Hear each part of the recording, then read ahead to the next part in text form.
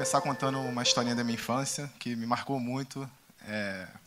Eu nasci no Cerrado, não sei se vocês conhecem, mas tem uma cidade no Cerrado, chamada Brasília, a capital da esperança. Ela foi construída com a proposta que não existiriam classes, existiria uma mistura.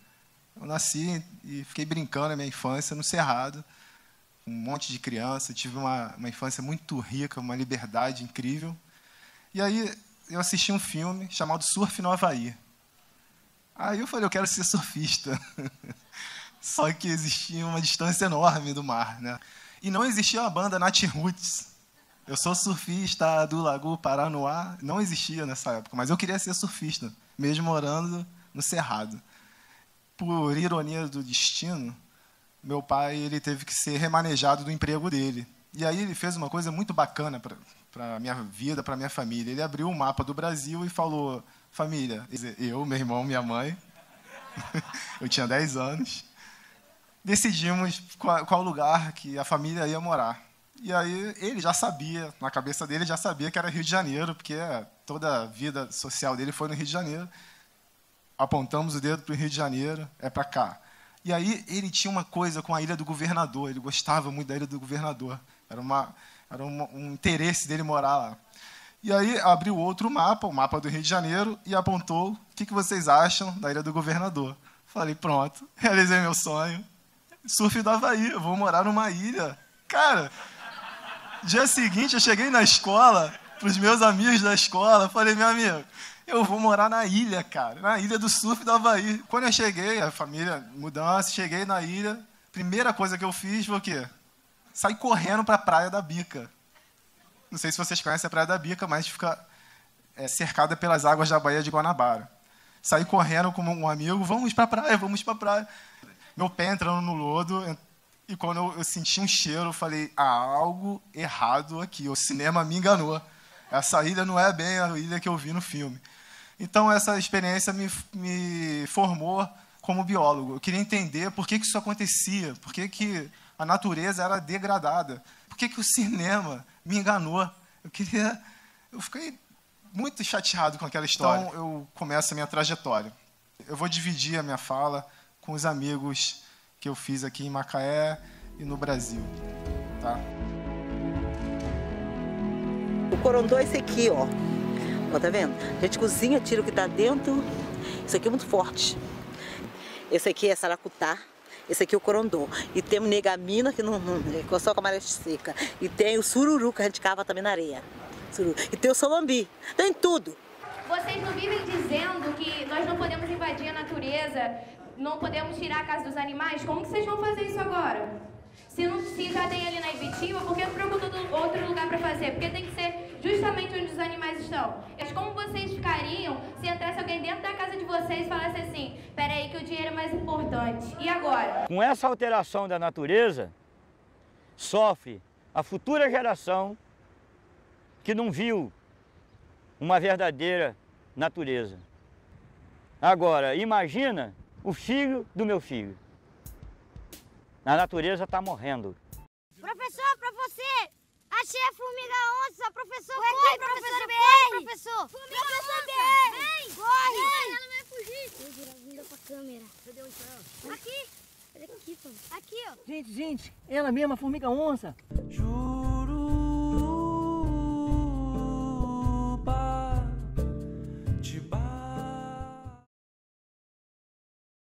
Dessa forma, eu fui atravessar a Baía de Guanabara para ir para a FRJ, estudar, fazer biologia na FRJ, uma instituição que eu tenho muito orgulho e tenho muita felicidade de ter estudado lá.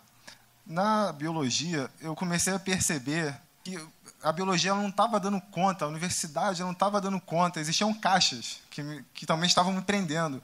Só que na UFRJ a gente tem uma possibilidade de fazer disciplinas em outros cursos. E fiz várias disciplinas na comunicação, na antropologia, na geografia, e dessa forma eu fui ampliando a minha forma de entender o conhecimento. E aí eu comecei a fazer algumas leituras sobre o processo da ciência e tive acesso a alguns pensadores que começaram a me mostrar algumas falhas no percurso da ciência dita moderna. A primeira é essa fragmentação do conhecimento, natural, social. Eu queria entender a biologia social. Eu queria não só entender a biologia, mas eu queria entender a biologia do cotidiano. Razão, emoção, corpo, mente, essas fragmentações, colocar isso dentro de caixas também não fazia o menor sentido para mim. E a outra coisa, então, isso é o quê? São as disciplinas. E não só a disciplina, mas também disciplina o conhecimento. É um conhecimento disciplinador, que deixa as pessoas dóceis, apagadas, apáticas.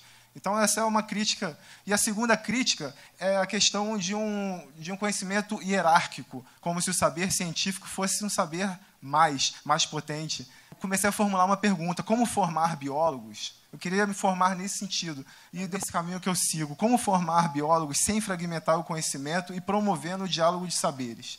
Essa é uma questão que eu venho trabalhando. O cinema me permite isso, porque você sai das caixas que as instituições colocam e você começa a experimentar algo de maneira coletiva. Então, eu tive a oportunidade, enquanto professor de escola pública aqui em Macaé, experimentar a produção audiovisual com crianças. Isso foi uma experiência incrível. Eu trabalhei 5 anos numa escola, uma primeira escola integral na cidade, que ela não existe mais. É uma escola que tinha um currículo totalmente diferenciado e acabou. E agora a gente escuta falar de uma base nacional comum curricular, como se o currículo fosse comum para todas as escolas. Então, a diversidade das escolas ela precisa ser valorizada. E aí, eu acredito muito nessa possibilidade de cinema. O que um biólogo faz, né? Um biólogo vai fazer filme? Eu vou fazer filme. A primeira coisa que o biólogo vai fazer, então, é seguir os animais, vai filmar os animais na natureza. Então, seguindo a formiga, eu encontrei uma paisagem linda dessa, uma diversidade de pessoas, e aqui é uma sala de aula. O processo de fazer filme, para mim e para o grupo que trabalha no laboratório, é um processo de educação. Isso aqui, é difícil você identificar quem é um professor. Quem é um professor aqui? Não existe a figura do professor. Existe aqui o mediador, aquele que está no meio, aquele que está circulando. O professor pode ser a criança que está ali. Essas crianças do Lagomar me ensinam muito. Elas que pegaram a formiga-onça. Aqui você tem alunos de mestrado, de doutorado, alunos de graduação, guarda municipal, professor da rede, todo mundo misturado, se encontraram para fazer um filme. O filme do encontro dessas pessoas. Aqui outra imagem que mostra quem é o professor. O pescador ele está na figura de um professor. Então, você conversar com essas pessoas é você ter acesso a outros saberes que a universidade não dá conta. São os saberes que são chamados tradicionais. E essa aqui é uma outra experiência que eu tive recentemente, um filme de ficção. Então, existe uma fronteira entre a ficção e o documentário, o filme de ficção e o filme de documentário. Essa aqui é uma imagem de baixo, em Curaçá, Bahia. Eu tive uma experiência de ficar lá um tempo fazendo filme com essas pessoas. Então, parece que existem fronteiras do conhecimento, caixas, certo? Essas fronteiras, elas precisam ser arrebentadas.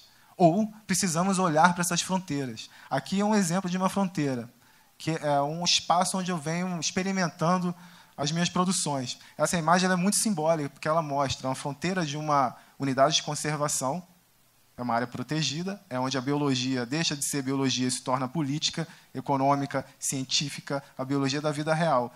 E uma mão pensando, eu entro ou não entro? Eu arrebento essa fronteira ou não arrebento?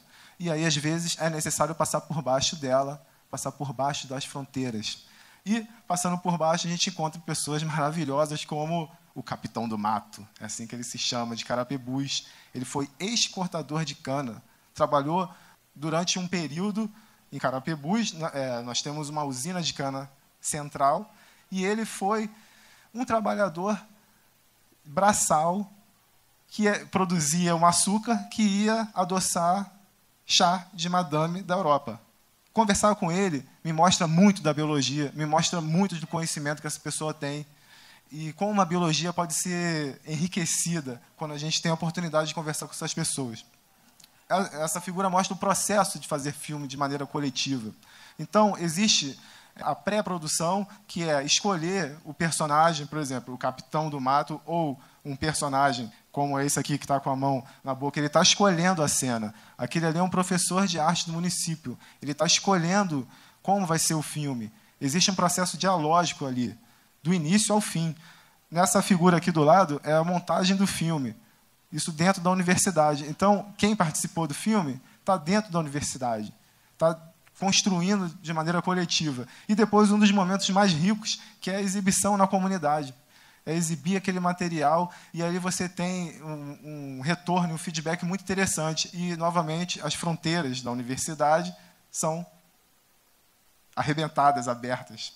Para fechar, eu queria contar essa história aqui, que é uma história muito interessante, triste, mas é interessante que a gente precisa saber. Vocês já viram a ararinha azul? A ararinha azul é uma espécie que só existia, agora ela só existe na Europa. Ela só existia numa comunidade chamada Curaçá, no interior da Bahia, e todos os exemplares foram levados para a Europa. Recentemente, então, ela foi considerada extinta da natureza. Existe um projeto grande para fazer o retorno dessa espécie para a natureza. Se não tiver uma parceria com a comunidade local, essa espécie não vai conseguir. Ela é uma pedra preciosa, azul, da cor da turmalina paraíba, que é uma outra riqueza que também está sendo bastante explorada no Nordeste para enfeitar Madame, que vai para o Oscar ganhar suas premiações no tapete vermelho. As nossas riquezas, elas são levadas. Mas não só as nossas riquezas são levadas, mas a nossa mente também é levada. Então, existe um processo de colonização do nosso pensamento. Fazer cinema é descolonizar o pensamento. Fazer cinema com o povo é descolonizar o pensamento. Fazer cinema é pensar a nossa realidade a partir dos nossos olhos, porque senão a gente vai ficar vendo a partir dos olhos dos outros. E você sentar de frente para a televisão e ficar passando o filme do Netflix, escolhendo, achando que você está escolhendo o filme, não, que é um engano, porque existem pessoas que escolhem os filmes que estão ali. Você não está escolhendo nada, você está sendo escolhido. Então eu convido vocês para fazer cinema com muito amor e muito carinho. Um abraço, eu deixo minha despedida.